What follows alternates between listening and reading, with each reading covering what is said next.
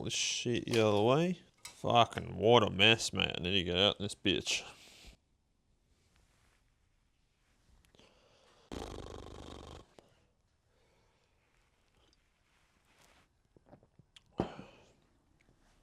Why have we stumbled across this video? Because we want to see how this guy was made. Now, you've probably seen, if you're an art person, 3D wooden cutout paintings. I jumped on the bandwagon many years ago.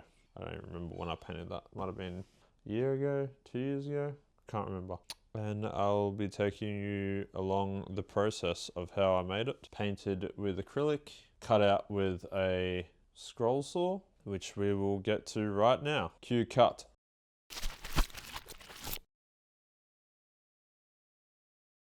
As you can see here, you have the 4 MDF sheets stuck together temporarily. Then you stick down the design on top. The first layer you want to cut out will be whole shebang. Using the design, you don't remove the layer that has the design on it.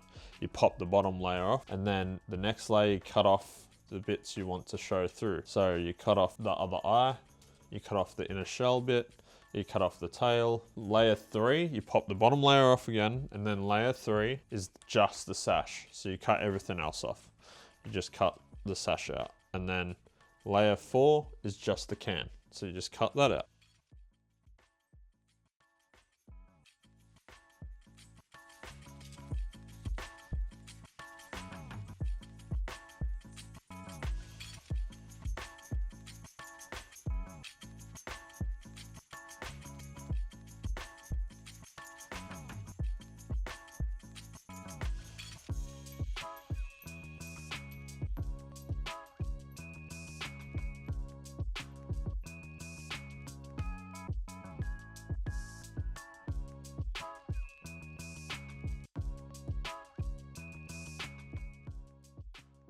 So I have to cut out the little hole for the snapback on the hat.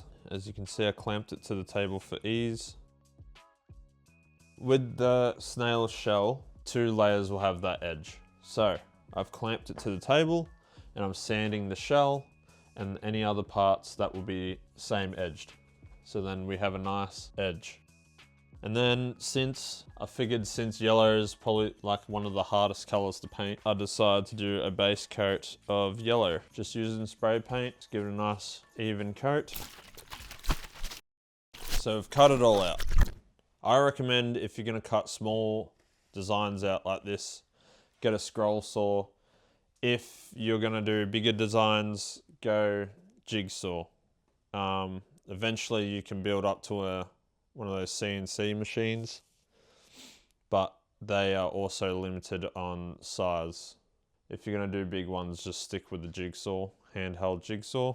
Doing a design where it's more like this, where you just chuck the piece on top of the piece, instead of having them all shaped. Like that was my downfall. That took the most time, because you gotta make sure it's all lined up, clamped together, sanding. Sometimes one bit might accidentally slide and you haven't realized, so you've sanded a bit and they don't meet up anymore. I've done that. Next part is we are going to begin to paint. Always use golden acrylics. All the golden products, use that. Flat brush, liner brush, round brush, and stay wet palette. I also always pre-mix my colors generally. Small bottles like this. Depending on how much paint, you don't want to be mixing a whole bottle if you're not going to need a whole bottle. It's just for ease of use and keeping the same base color. I just mix the base color and then lighten it or darken it. And then that way I'm always starting from the same base. I've had times where like I've gone away, I couldn't paint for a couple of days and the colors have joined in the stay wet palette and I can't use them anymore. So I had to remix the paint and it was a different shade. And you also forget what ratios or, you know, what colors you've used. And let's get into some painting.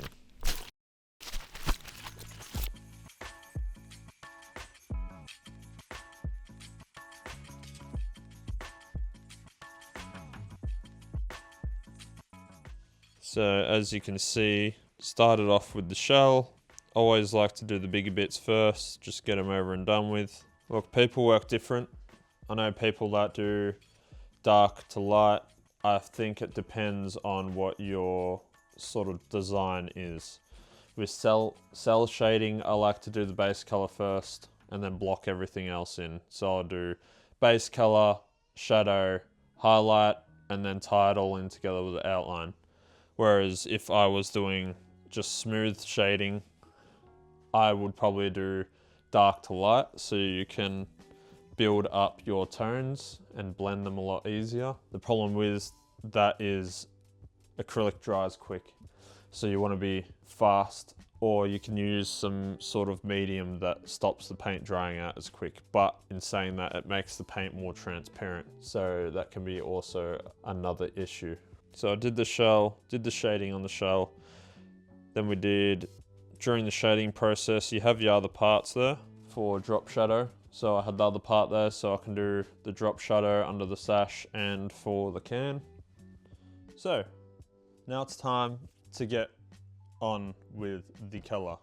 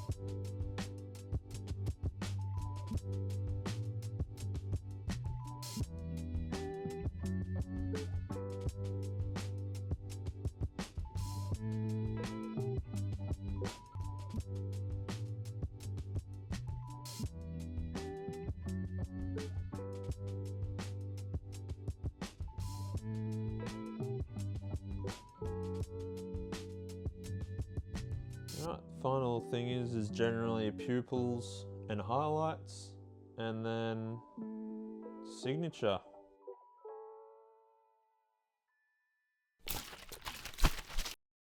So the painting is finished.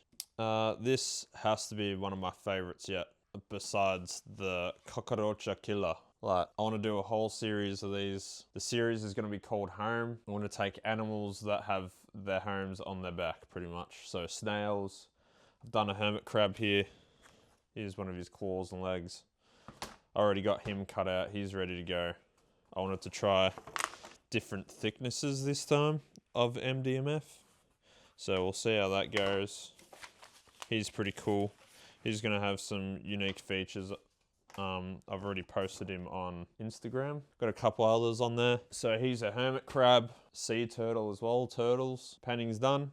Time for the final shots. Hope you enjoyed the video. If you'd like to continue your support, like, comment, share. I do have a store, handforged.au. Thank you very much. Have a good day. Peace.